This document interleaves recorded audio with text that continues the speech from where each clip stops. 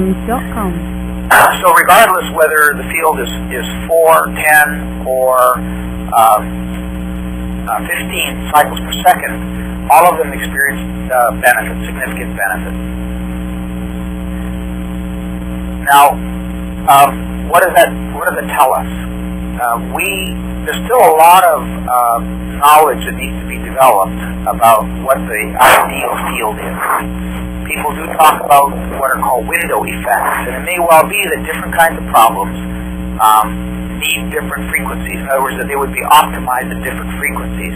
A lot of the data that I've looked at shows that even though somebody says that 15 cycles per second is the ideal frequency, that is what's called a normal distribution curve, or usually a normal distribution curve around that frequency, which means that some people continue to get benefit at even higher frequencies, and some people get benefit at even lower frequencies. I know from my own clinical experience that if a problem requires 15 Gauss, say for example, and I only use 5 Gauss, I will still get a benefit. It's just going to take me longer to get that benefit. It's a smaller pebble that you're throwing into the pond. So if you're throwing a bigger pebble or a rock into the pond, you're going to get a much stronger wave action. But when you get a stronger wave action, if you happen to be in a canoe or a small rowboat on the ocean and the waves really pick up, you could be topside, or capsized rather. So sometimes stronger is not necessarily better. Sometimes it is necessary, but sometimes it's not necessarily better. So in the development of the QRS, with this kind of background information, and of course a lot of other information, the developers, Dr. Fisher, Dr. Kopashinig, and Dr. Krauss and others, what they discovered is that there probably were 3 optimal frequency bands, and they were dealing with some other issues that were becoming of interest in Europe, and some of which are only just beginning to become recognized in the U.S. And that is the whole idea that we are being bombarded by all these external artificial frequencies, and something needed to be done to protect the organism from them and to help the organism to recover from any of the effects that they may have, particularly if any of those effects were harmful. So what they built into the machine then, into the QRS, was 3 sets of frequencies: 200 cycles per second, 23 cycles per second, and 3 cycles per second. The 200 cycle, the high frequency cycle, is designed primarily to improve blood flow and cellular metabolism. It'll speed up cellular metabolism, and it tends to do a better job at opening blood vessels. And we now know through other research that Dr. Fisher has done that a lot of that effect in opening blood vessels is actually related to something called nitric oxide. Nitric oxide, I've been doing more and more research on nitric oxide, and it's a fascinating molecule. A large number of the effects that are related to magnetic fields may probably be caused by nitric oxide. I used to think at least, that a large part of the effect of the magnetic field is due to its effects on calcium metabolism. But that may not be entirely true, although they often go hand in hand, the nitric oxide and calcium, but not always. The 23 cycle per second field is thought to introduce or produce a counter active effect against electrosmog. This is the European term for all of these artificial fields that we're now being bombarded by, such as microwaves, such as cell phones, stovetops, electric trains that we ride on, and all that.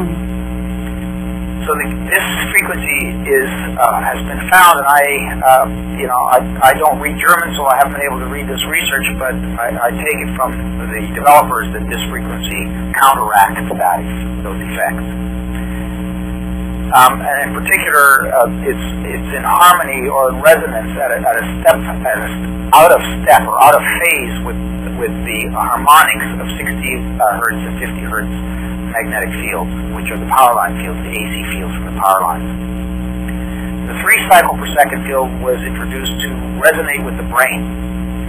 The brain, as you know, resonates at a frequency between approximately a half a Gauss, or half a cycle per second, or a half hertz, to about 30 hertz. the primary frequency when we're awake is about 23 cycles. It's between 13 to 23 cycles per second. Most people have heard about alpha rhythm. When you daydream, you move into alpha, and that's between 8 and 13. When you fall asleep, when the lights go out in your mind and your brain, you become unaware, you slip into theta. Theta is between about 5 and 8 cycles, or 4 and 8 cycles per second, and delta is below 4. Some people consider a half a cycle per second as being almost equivalent to flatlining. Zero, obviously, is brain death. Biologically, you very rarely see delta on an EEG. Usually it's people with very severe brain damage or encephalitis. But the body does go into delta once a night for 90 minutes, about an hour into sleep. It's the deepest phase of sleep that we go into. And if we're unconscious, this is the time that we're most unconscious. So what happens then is that if you introduce that frequency, the 3-cycle frequency, into a magnetic field, the body begins to resonate at that frequency. And the brain, therefore, begins to slow down its activity. It's always amazing. Every time I lay on the QRS, I feel a little tired. I feel sleepy. I feel very, very relaxed. And other research has shown that is an action of pulse magnetic fields, and they tend to slow down. You get more theta activity and more alpha activity in an EEG with the use of pulsed fields. Excuse me, Bill. And that's very healthy. I'm sorry, this is Karen Thorne. Because we're a little bit over half of the call, I know there's people that want to ask questions. Yes. Yeah, so I didn't know if you could move on to, that portion. Okay, give me a couple more minutes. Okay, and we'll finish. Okay, so the 3 cycle per second field is very important to help the body work more efficiently and relax. Those 3 frequencies are actually working almost simultaneously together. They kind of rotate through the treatment cycle of the QRS. Each of the cycles is about 2 minutes, and then it flips polarity, and so it flips polarity 4 times during a treatment cycle.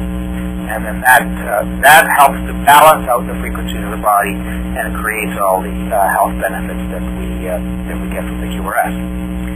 So I hope that helps you to understand some of that background. I just want to say one more thing about the effects of magnetic fields. Again, there are new people on the call, and they don't know how magnets work and what they do.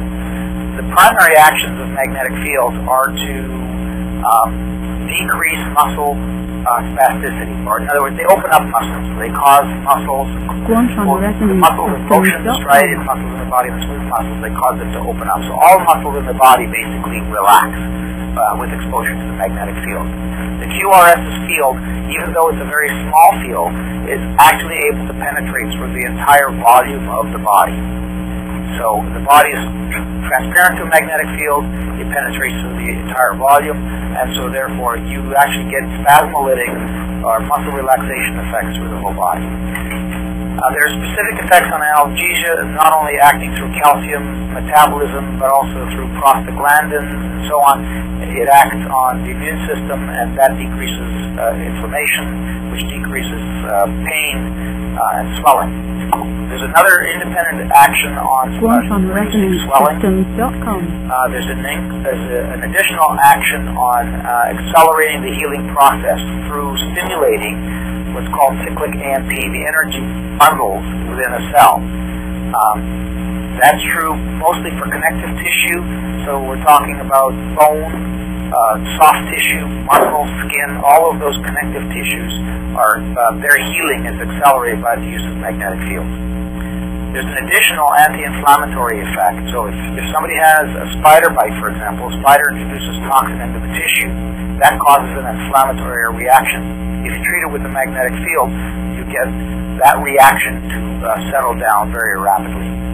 So those are the major actions of magnetic fields. The final one that I want to mention is acupuncture systems. Because the QRS produces such a tiny field, its primary action is not so much magnetic as it creates electrical responses within the body, using the magnetic field to generate electricity or electrical field in the body. that also helps to stimulate the acupuncture meridians, and so you get a lot of balancing and rebalancing of the acupuncture